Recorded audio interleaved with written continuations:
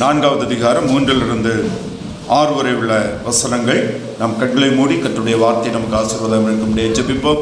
எங்கள் அன்பின் ஆண்டவரே, நாங்கள் சிந்தனைக்காக தெரிந்து கொண்ட உடைய வார்த்தைக்காக நாங்கள் உங்களுக்கு நன்றி செலுத்துகிறோம், ஸ்தோத்திரிக்கிறோம். ஆண்டவரே, உடைய அப்போஸ்தலர் மூலமாக பரிசுத்த ஆவியானவர் எங்களுக்கு கொடுத்த வசனம், வார்த்தைகள் ஜீவன் உள்ளது, வல்லமை உடையது.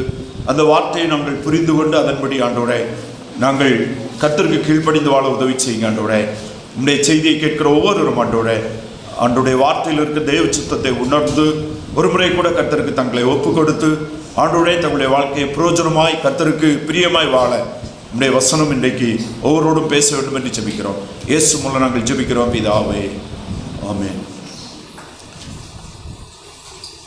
கொலோசியருக்கு எழுதின நிருபம் அப்போஸ்தலனாகிய பவுல் மூலமாக எழுதப்பட்டது. இந்த கொலோசியருக்கு எழுதின நிருபம்